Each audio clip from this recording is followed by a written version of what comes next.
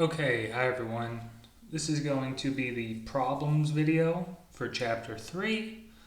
We're going to look at some multiple choice here and then a few different problems. And just to level set, right, like where are we and how has this all led up to this? So we said, right, that there's 4 financial statements, right? You have the balance sheet, the income statement, the statement of cash flows, and the statement of owner's equity. Okay? And then we said uh, in that capacity, right, you always have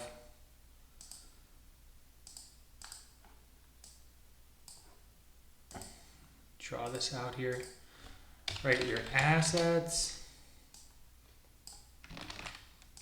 your liabilities, and your stockholders' equity, right? Your debits, always on your left. Your credits are on your right. And it's going to be, right, like plus, minus, and minus, plus over here.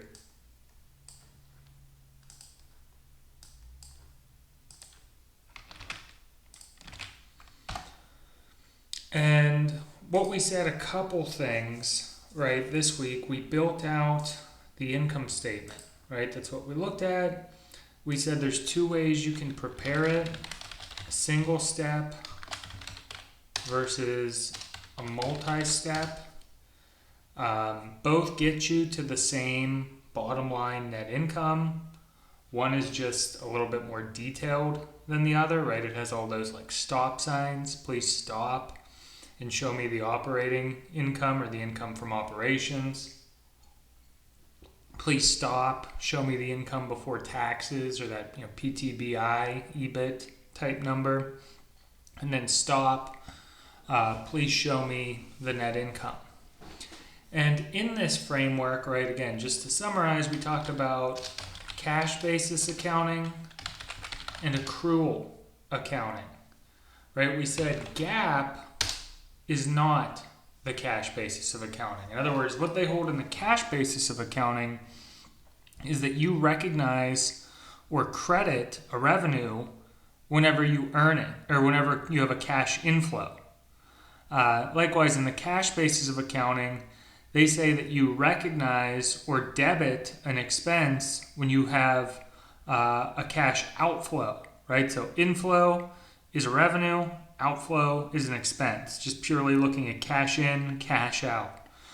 We said, hey, we don't use that in under GAAP because it's not the most accurate way to present it, right? We talked about that simple example where if someone comes in and they buy $1 million worth of our product on account, because we literally have not received the cash yet, we wouldn't recognize any revenue under the cash basis. So what GAAP says instead is you have to use accrual accounting, where you have to accrue your revenues and accrue your expenses. That is to say, you recognize or credit a revenue whenever you earn it, right? And you earn it whenever you provide the goods or you perform the services. It's in like a set amount, the cost, like what the deal is going to be. And your expenses, in distinction, you record your expenses or debit your expenses whenever you incur them. And that deals a lot of with usage, right? Using the asset, actually having the expense happen. The passage of time could be it, using it. Various items there, but the idea, it has a lot to do with like the matching principle. We will see examples there. So that's where we're at. And then we said, right, and I've mentioned this, right, generally you're going to debit expense, credit revenue. We have receivables or assets, payables or liabilities. We have prepaid expenses are assets, unearned revenues are liabilities. Let me think. And then cost of goods sold is an expense, right? These are just like the trick items. I try to, call your attention to them. In any event, right, with that, let's go and start to look at some of the problems here. So we have, like usual, 10 problems we have to do. The first there, it says, which of the following is not a specific account in a company's chart of accounts?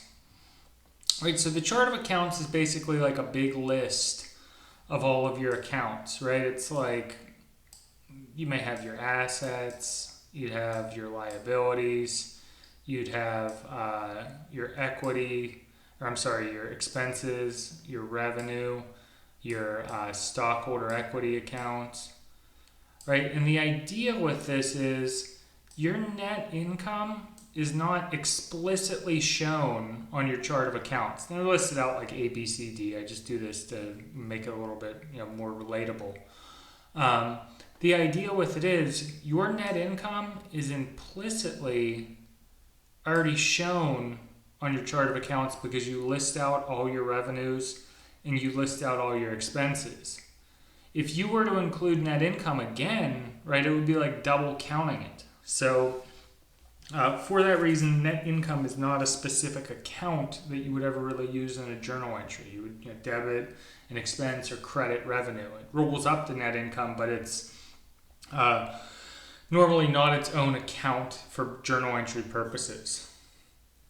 Next, it says, which of the following is not one of the criteria that must be met for revenue to be recognized under the accrual basis of accounting? This one's going to be A right here. In other words, we said in order to recognize a revenue, credit revenue, you have to perform the service or give the goods, and the amount has to be fixed, like what the contract is, what the payment's going to be. We said that when you get cash, right, cash in, that's not what controls whether you get revenue, right? You don't look at the cash, you look at when you earn the revenue. 3 here. It says the expense recognition principle controls. Well, this one basically is just going to be B, right? When costs are recognized as expenses on the income statement. So in other words, the expense recognition rule, this tells you when you debit expense. That is to say, whenever you incur the expense, right? It's not really telling you where to put it on the income statement, right? That's whether you do a single step or multi-step. Has nothing really to do with, assets and liabilities on a balance sheet. That's a separate account. And then, allocation of cost of sales and SG&A on the income statement, it has nothing to do with that. So expense recognition, it's basically just the rule. Hey, debit expense when you incur it. Next one here, it says when expenses exceed revenue in a given period, right? So if we have expenses that are greater than revenue, we know in that case, right, we're going to be at a net loss. So if you think about retained earnings, right, it's going to be your beginning retained earnings plus your net income minus your net loss minus your dividends, right, equals your ending. So here's the idea with it, right? If you, in this case, were to increase your net loss, right, have a bigger net loss, this is going to, in this case, cause retained earnings to be decreased, right? So if you have a bigger subtraction, the bottom amount's going to be smaller.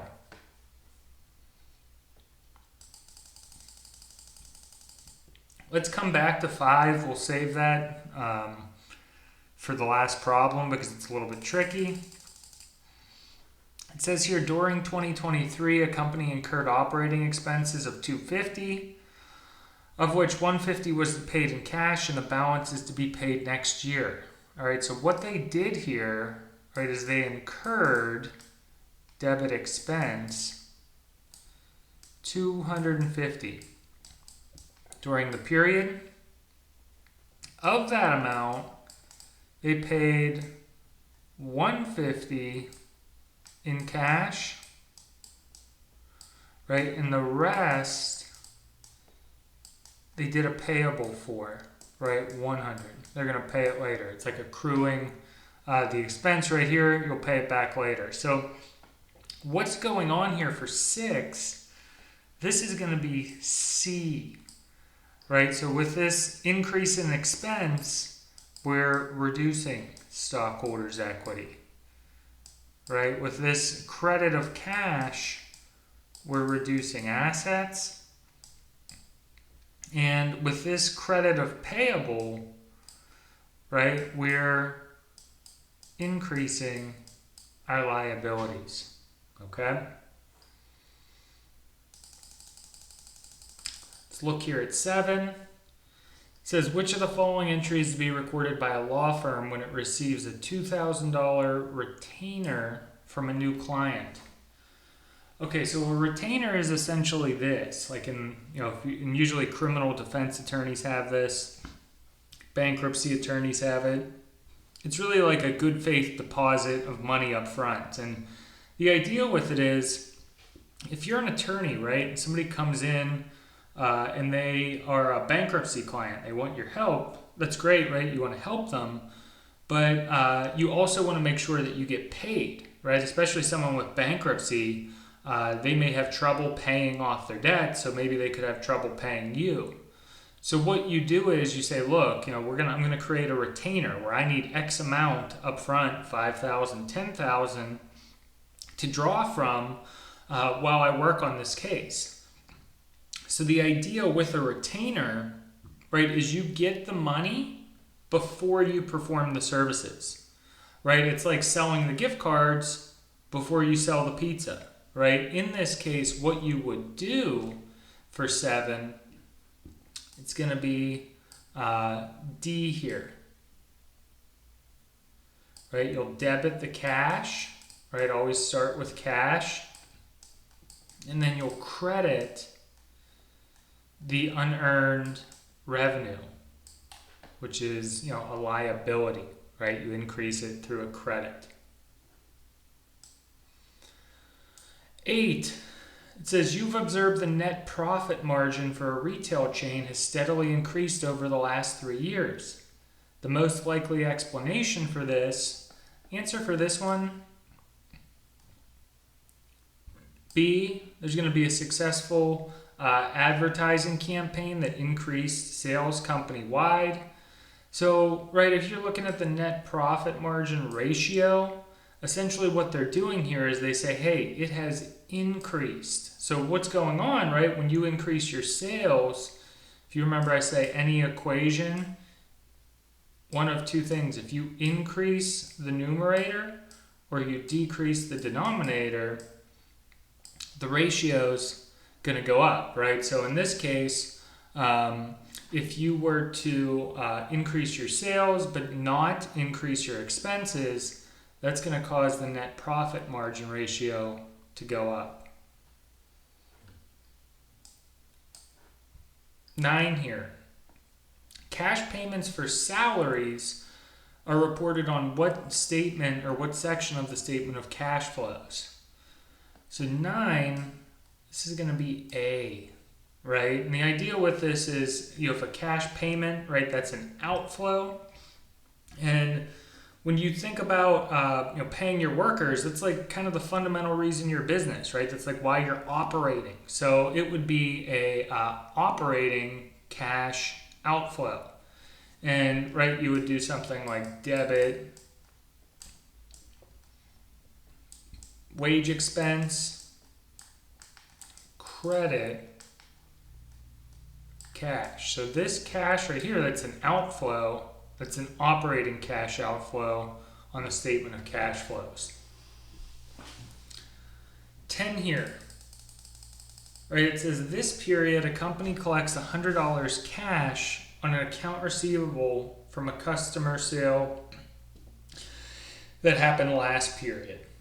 Okay, so what they're saying here is, hey, you have quarter 1 and now we're in quarter 2. Last period, right, we made a sale on account. So debit, account receivable, credit, sales revenue, or revenue. This period, right, the guy we sold it to, he paid off some of that receivable. So we received cash, debit, cash, and then we're going to reduce that receivable, right? So in this way, what's happening here is it's going to be B, right? When we do this quarter two where we're at journal entry, we basically have asset plus, asset minus. No impact on the income statement there. And then this inflow, this cash inflow, the debit, that's going to be related to our operations, right? Because this derives like from our sales activity. Continuing, right? Let's go back up to that number 5.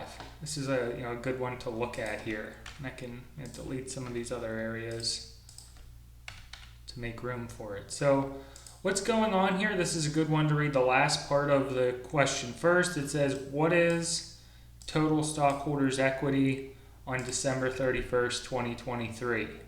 Okay, so they want the end of year, right? They want year end for December 2023 stockholders' equity, right? And we know stockholders' equity, right, when we look for this, so we need to find the ending balance for ending retained earnings, and then ending common stock, which is comprised of the common stock per se and the APIC. So in other words, if we can figure out, right, let me get the highlighter here. This, add them together to solve for that. Basically add all these two together, that will get us our total stockholders' equity. So that's a starting point. Let's look at the facts they give us. Right, so it says at the beginning of the year, right? So at 2023, beginning of the year, right? And let me move this over one. It looks like we had a balance here in retained earnings. Okay, up here, retained earnings we're looking for of $300,000. Right, we had a balance in common stock per se of $50,000. And then a balance in APIC of $300,000. Okay, so that's the beginning of the year. However, right, we want 2023 year end, the end of the year. Okay, so what they said here is, and what we're going to do in between, right, are really layer in any additions or subtractions.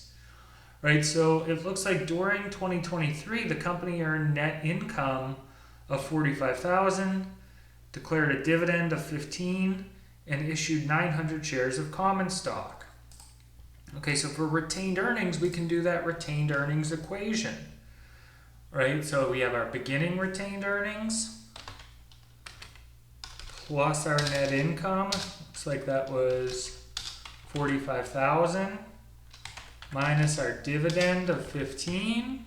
So if we do beginning plus net income minus dividends, it's going to give us 330. And then it looks like here we issued some shares of stock. Right? What we did was we had $10,000 cash we sold them for, and there were 900 shares that we sold. Okay, so for common stock, we have to do equal to 900 shares we sold times, in this case, the par value of $1, right? So that means, in this case, our ending common stock, it's going to be your beginning plus your additions. There were no subtractions here, 5,900. However, right, if you think about it, when we did that journal entry, if you were to map this out as a journal entry, you would debit cash for $10,000 credit common stock for 900, and then you would credit APIC as a plug. In other words, it would be the 10,000 cash you got minus the 900 common stock gives you 9,100. These two total the 10,000. Okay? So in this case, right, if you just add them across, you get 309,100. And then if you sum all of these up, that's going to be your ending retained earnings for the year, right? It's going to be 690. The answer here is C. Right, this is a good one for something like that might be similar on the exam, right? It's on the exam we'll have questions that are like easy, medium, and hard. This would be like more like a hard question, right? There's a little bit of work you got to do here, combines two or three different ideas together, but that's the idea with it. Let's look here at M32, okay? Oh, let's get this out of the road. I don't know. It's really...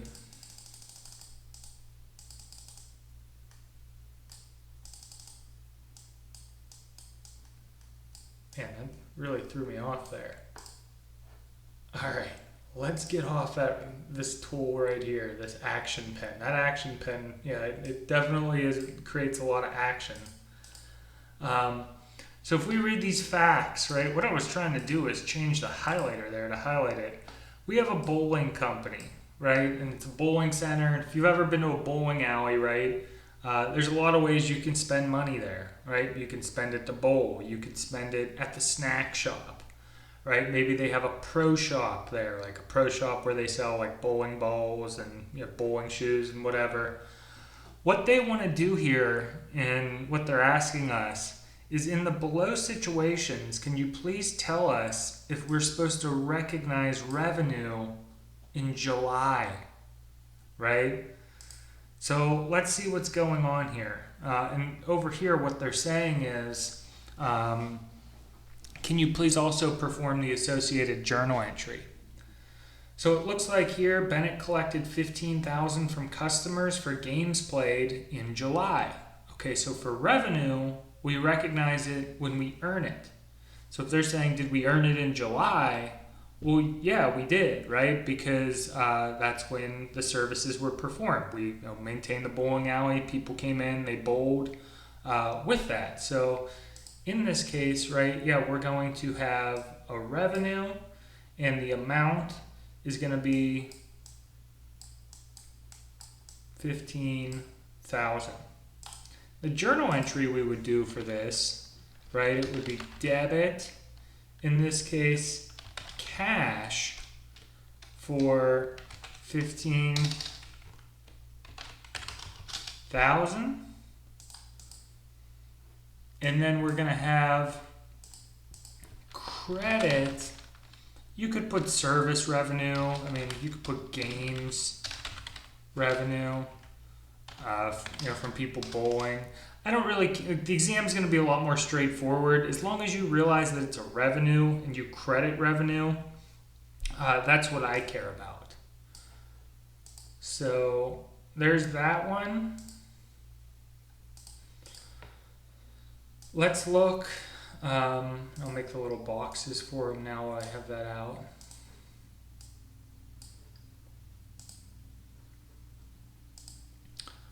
Let's look at the next one here, right? It says, we serve customers food from the snack bar. We received $800 in cash. Oh yeah, hey, that's going to be a revenue, $800. We gave them the food, in July, right? So in this case, again, we'll debit cash, $800. And in this thing, you could credit, snack bar revenue.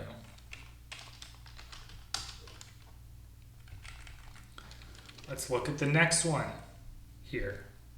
Right, it says they received $400 from customers who purchased merchandise from the pro shop in June on account. Okay, so what's going on here, right, is first off, we care about just July, right? This is what we're looking at to see if we have revenue. But in June, what had happened was, right, we sold something on account. Debit, account receivable, credit, sales revenue. And then what happened is the guy who owed on this account, he paid us some cash in July and reduced that receivable. Right? So in this case right here in July, we don't have any revenue. The revenue for that happened in June. So that one's an X, right? We don't have any revenue. If we were to do the journal entry for it, right, it's just what I wrote there. We would, in July, we would debit the cash in that case for $400. We would credit the account receivable for $400. Let's look here at D, right? It says the bowling league, like some of the participants, it looks like they put a deposit of $2,500 down for the upcoming fall season. So what's going on here, right, is they're prepaying. We have customers who are giving us money before we earn the money. It's like selling the gift cards, like the lawyer taking the retainer, the painter who gets paid before they paint the house, right? The airline who gets the money for the tickets before the people fly on the plane. Unless and until in all of those situations, the company provides the services, in that case, they're going to be sitting on unearned revenue, namely a liability, right? So it's going to be debit, in this case, cash for the $2,500, credit unearned revenue for $2,500, okay?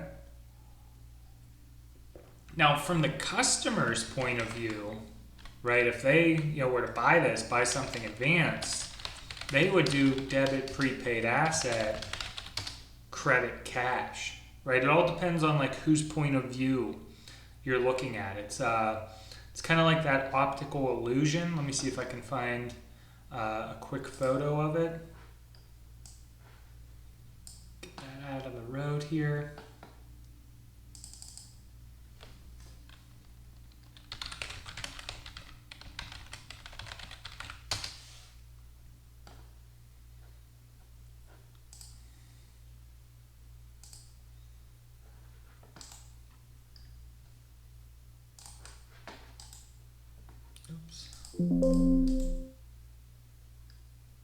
Copy image. All right, this is going to be a giant image, but this is just showing you this here. And I use this as an example sometimes just to kind of think about it. So when you look at this, right, so like when I naturally look at this, I see a rabbit, right? However, if I refocus, right, so like if you're looking at it, you're saying, how's that a rabbit, right? Well, those are the ears, and then that's its eye. It's, when you're looking at a rabbit, its eyes, it's like it's looking out that way. If, however, I like refocus my vision, right, and I say the eye's right here, and this is a beak, right, and it's looking this way, then I can see a duck, right? And I say that because it's kind of like, here, it's like, whose point of view are you looking at, the rabbit or the duck, right? And one point of view, it's the unearned revenue. From the other point of view, it's a prepaid asset. It's the same configuration with like an account receivable and account payable. If you make this sale on account right here, account receivable, you have a receivable, but from their point of view, they have a payable. So you just have to keep that in mind when you're looking at stuff as to what the information is and what it is the journal entry should be. Make sure you're completing the journal entry from the correct point of view. So in any event, right, this one here, it's going to be an X. $0 of revenue. We haven't earned it yet. Continuing, right? We're gonna build off this example.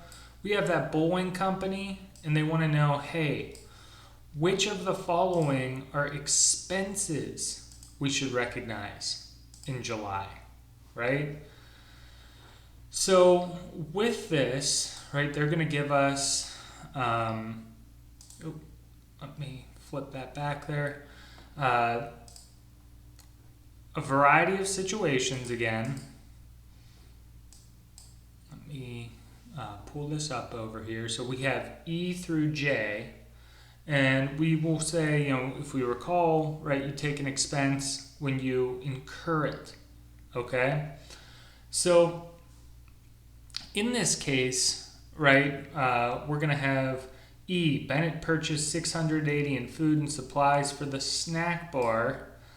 So what they did is they bought supplies for the snack bar, of which $590 was in cash and the rest was on account. Okay, this one, no expense, right? The idea with it is when you buy supplies, right, you debit supplies. And then later on when you use them and you incur the expense, right, that's when you take the expense. So here it looks like it's debit supplies, $680. Looks like $590 was cash. And the remainder was on account. So let me get that here. So that's going to be 680 minus 590. It's going to be $90, right? There's our journal entry for E. I'll build these out for F, G,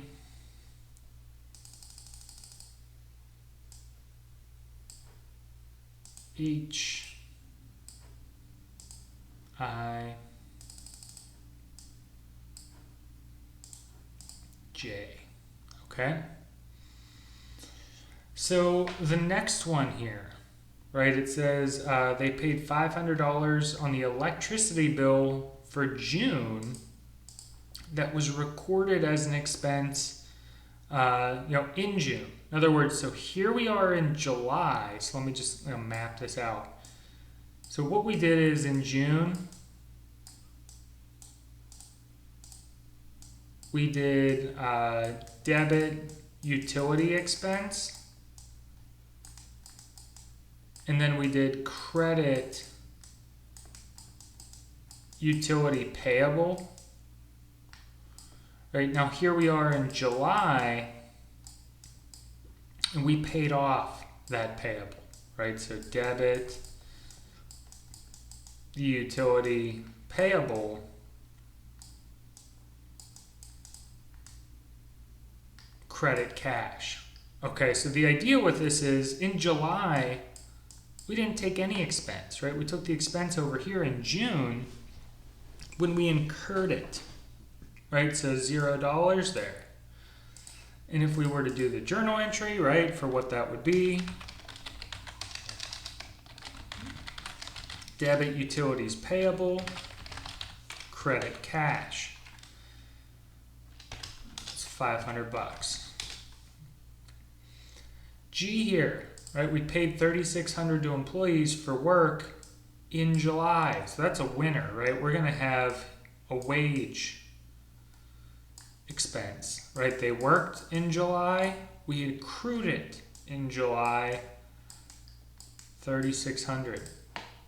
So what we'll do here is debit wage expense, credit cash.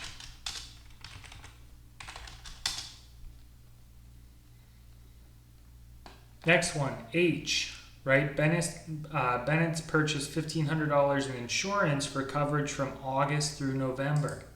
So what they did here is they bought prepaid insurance, right? So we are in July, but we bought it, we spent ahead of time August through November. So August, September, October, November. 4 months we paid ahead of it. So in this way, right, we prepaid our insurance. So what we're going to do here is debit prepaid insurance, or you could do prepaid expense, right? 1,500. Credit cash 1,500. Now the idea with the prepaid insurance, right? So like, let's just say, here you are now, and let's just say you have 6 months that you're prepaying for. So like 1, 2, 3, 4, 5, 6, and let's just say you spend $600 now on it. Right now, what you're going to do is take that prepaid insurance, right? You'll capitalize it or put it on the balance sheet, right? And then every month, 1, 2, 3, that's when you'll take expense. And you like pro rata do it here, right? Every month, $100 expense times the 6 months.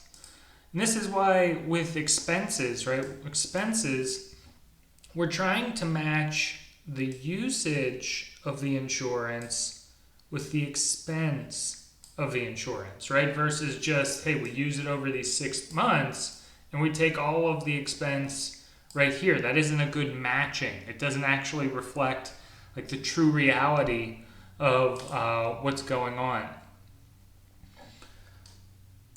So for this one, right, no expense, because we just teed up the prepaid insurance and asset. Let's look here at I, right? We paid $700 to plumbers for repairing a broken pipe in July, right? They fixed it then. We incurred the expense then. So we're going to have a repair expense for $700. So remember, we debit expense, repair expense, credit cash, 700, 700.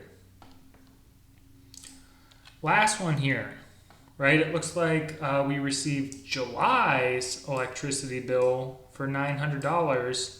We're going to pay it in August, but we incurred the expense in July, right? It's like if you're using the air conditioning in July, you're incurring the expense in July when you use it, right? So like supplies, when you buy them, you debit supplies.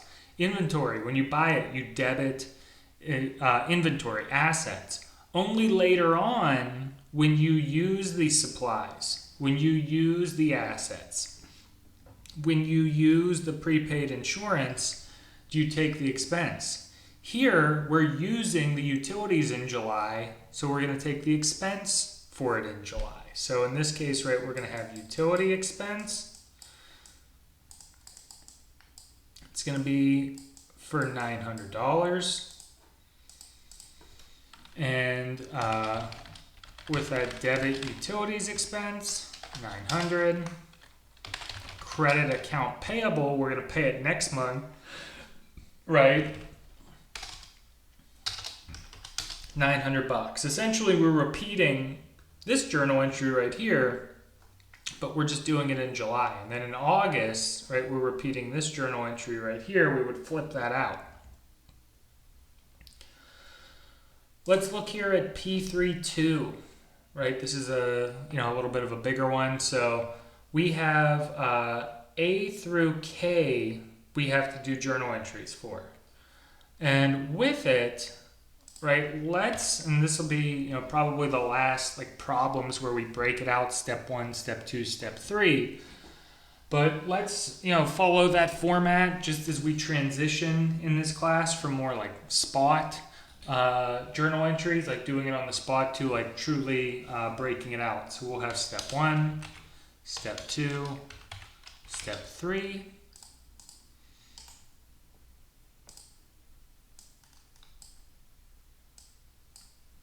And we're going to have, right, A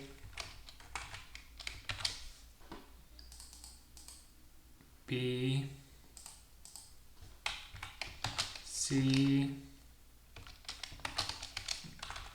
D, E, F, G, H, I, J, and K. All right. So if we look at A here, right, we have a company, it looks like it's a cap company, right? They make hats, and they've hired us to do some journal entries for them. So the first one is, looks like we issued 2,000 shares of a penny par value common stock for cash at $20 a share. So basically what we did is we sold or issued stock for cash. And in this way, right, our accounts, we're going to have cash, which is an asset that's increased. Right, we're going to have common stock and APIC, which stockholder equity accounts that increased. Okay? And for the journal entry, right, you would debit cash, credit common stock, credit APIC. Now for cash, what you would do here, right, is you sold it for $20 a share times 2,000 shares. That means you got 40,000 total. For common stock, you would do, in this case, right, the 1 penny par value times the 20,000 shares. In this case, or I'm sorry, it should be the penny times 2,000 shares, $20. And then what you would do is plug APIC there for $39,980. Okay? Let's look at B. Borrowed $60,000 from the bank. The note's due in 2 years, right? So it looks like there was cash, and we're going to have a note payable in this case. So cash, it's an asset that's increased. We have note payable, which is a liability that's increased. And how we would do this, right? Debit cash, credit note payable, and for the amounts, right, it looks like it was $60,000. All right, let's look at C here.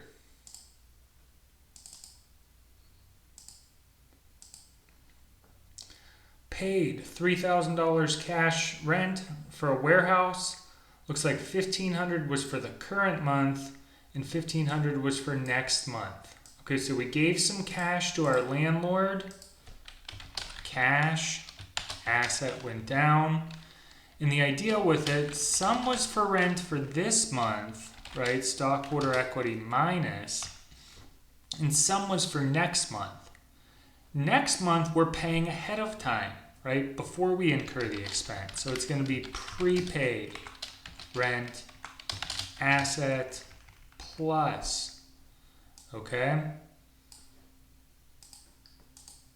So what we would do in this case, right, we would debit our rent expense for $1,500, half the amount. Debit our prepaid rent for $1,500. And it would be credit cash for $3,000. Right? So we gave our landlord $3,000. $1,500 was for this month.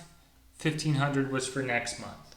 Next month we're paying ahead, right? So it's prepaid rent. It's like a prepaid expense and asset. D here. Let's look at D. Paid $2,400 for a 1-year fire insurance policy. Okay, they tell us record as a prepaid expense. So this is like straightforward, right? We have prepaid insurance and we have cash, right? Asset plus, cash, asset minus, debit, prepaid insurance, credit cash. So that was $2,400.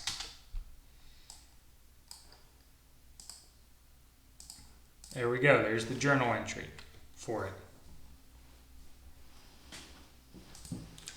All right, let's look at E here. So E, it says, hey, we purchased furniture and fixtures. Let's just call that equipment, right? So we purchased equipment for the warehouse, and it looks like it was $15,000, of which $3,000 was cash, and the rest was on account. Okay, so the idea is we have equipment, which is an asset that's increased. Some of it we paid cash for, asset minus, and the remainder was on an account, right? We owe the money, liability increase. So what we would do here, right, is debit equipment, credit account payable, credit cash. Well, let's go back to see the numbers. It looks like $3,000 was cash. It was $15,000 total for the equipment. So that means this, the account payable, the rest, as it were, $12,000.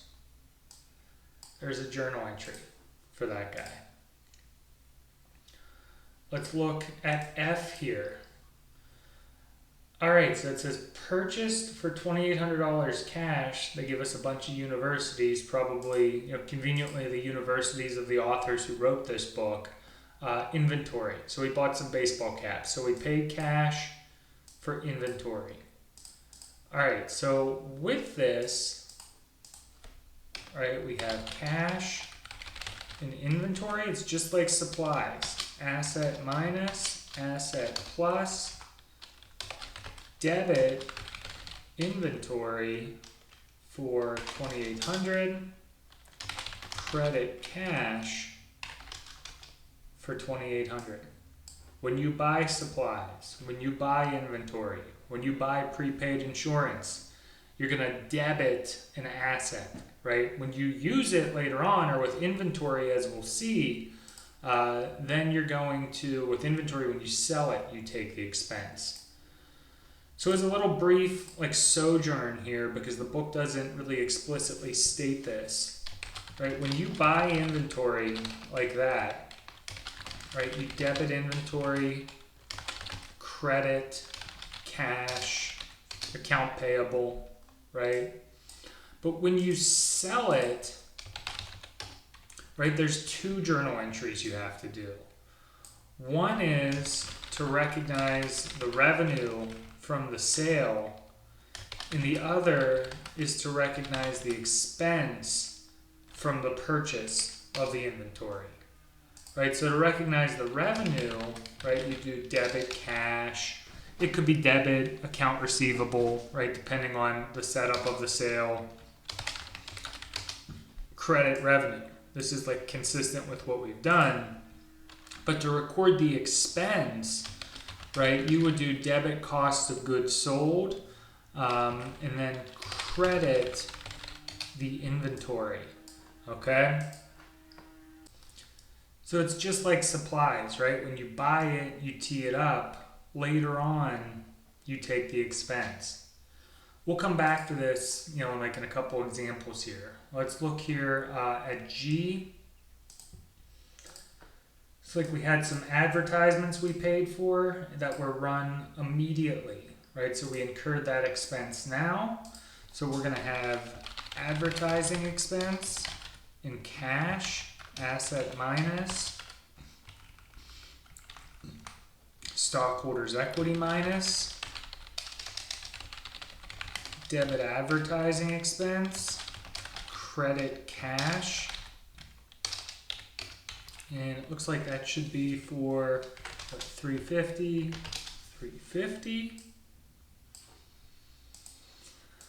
Let's look at H, right? So H says we sold caps for $1,700, half of which were charged on account. So H and I here, we're going to be following these guys right here. So when we sell it, right, and we're looking at the revenue in this case, right, we're going to have cash and revenue, like sales revenue, so asset plus stockholders equity plus. And it also looks like some of it was on account, right, so asset plus as well. So for H here, right, if we start with the credit revenue, right, because it looks like we sold it for $1,700, and we have debit cash, debit receivable.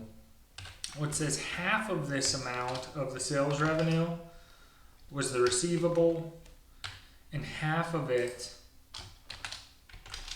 was in cash, right? So that's what we're doing here, recording the revenue, the sales revenue, based on the sales price, right? We look at what we sold it for. Now, in distinction, right, in I here, we're following this journal entry right here, right? We have our cost of goods sold, which is an expense, stockholders equity minus, and we got to get that inventory off there, asset minus. But when we record it here, the numbers we use, it's based on our purchase price or cost of the inventory. Okay, so it looks like the cost of the caps we sold, right? We sold, a Lakers hat, a Steelers hat, right? The cost of those to us, the cost of the goods sold were $900. So we're going to do debit cost of goods sold, $900. Credit inventory for $900, right? Because when we put that on there, that inventory, we put it on for $900. What we paid for it, now when we get it off, right, we got to take it off at the same amount. Let's look at J. J says, hey, we made a full payment to the customer in E, right? So basically here in E, we teed up a payable, right? Now, down in J, we're paying that off, right? So we'll have account payable, asset minus, cash, account payable, liability minus, cash, asset minus. So we'll do, in this case, debit account payable, credit cash. It's going to be for that equal sign. I was trying to do equal right up here to tie it out. Right? So we credit it there, we got to debit it here, make our balance, our journal entry balance, $12,000. Let's look at K. Right? K says received $210 from a customer on account. Right? So we got some cash, asset plus, and then we had an account receivable that went down, right? People paid it off. So in this case, right, we would do debit cash, 210, credit account receivable, 210. And just to summarize, right, the equivalent of all of this is like the general journal, right? Every time we had this, right, a journal entry from over here, we'd have to carry it over to the appropriate T account, right? So if there was like cash right here, right, we would have to bring that over, the debit, the cash. And there would also be, expense accounts, right? Like cost of goods sold. It's like a new thing that we're adding this week, expenses and revenues. So where's that at? The cost of goods sold. Down here. It's going to be a long arrow. But I'm just showing you that. And the one thing I want to kind of hint at now is a lot of the assets and liability counts, they're going to have a pre-existing beginning balance. However, anytime you have a revenue or an expense account, their beginning balances are going to be zero. We'll talk about that. This is a foreshadowing for next week, and maybe a little bit of a teaser to keep you excited and thinking about accounting. We'll talk about this next week. It has to deal with those like intervening steps, between here in the financial statements as well as from the financial statements to like closing the books and records. What we do is at the end of the period, like one of the second to last or last steps, is close all of these temporary T accounts out into retained earnings, and then next period, right, it resets to zero. Don't worry about that right now. I just wanted to give you a heads up from it. Then our ending balances from here, right? So while they don't have beginning, they will have intermediary things, 900. So they will have ending balances with it. But we carry those over, right, the ending balances to our trial balance. And then, per our understanding right now, right, they go to the financial statements. What we'll learn about next week are some intervening steps here. But I say all of this just to like refresh your memory, because next week we're going to do like a bigger example that kind of goes over this again. This week I wanted to just really hone in on these journal entries and emphasize that. Next week we'll emphasize like the whole process again. Finally here, let's take a quick minute or two to go over this matching example, E3-1. So expenses, right? These are going to be K.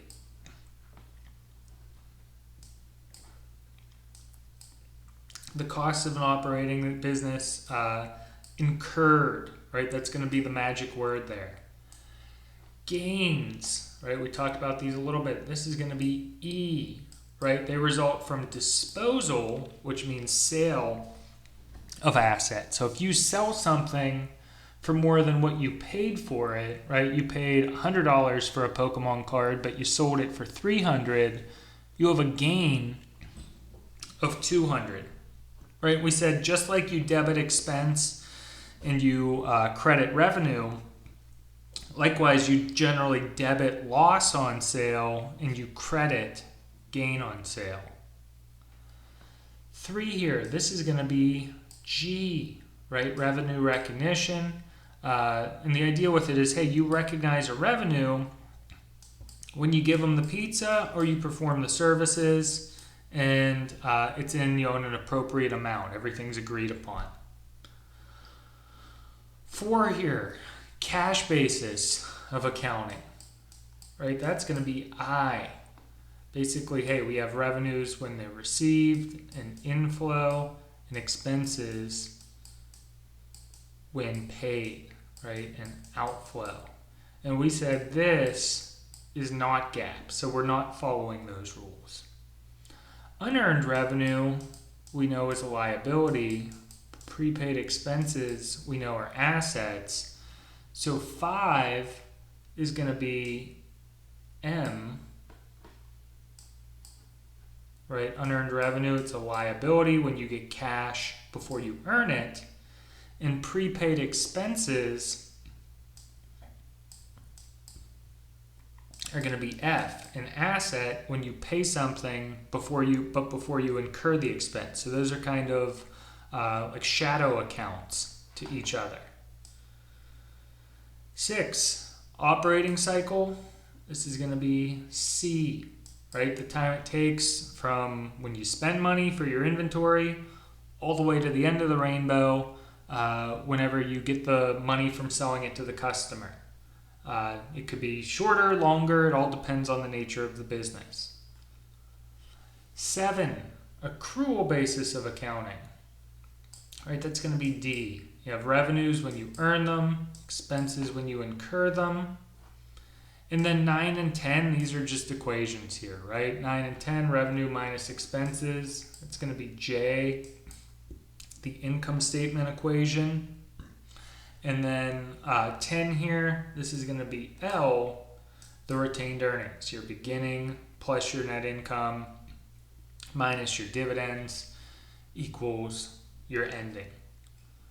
So with that, right, we went through, we talked about, high level, the chapter, what we covered, went through some multiple choice, did some problems, looked at the journal entries. Remember, keep in mind, there's the bigger picture of that accounting cycle. Right now, we're just really looking at that general journal with the journal entries. You have to build that out to the T accounts on the ledger, then to the trial balance. Next week, we'll build that out even further with some more steps. But with all of that, right, let's wrap this up. Thank you for listening to the lecture, and we'll see you in the next video.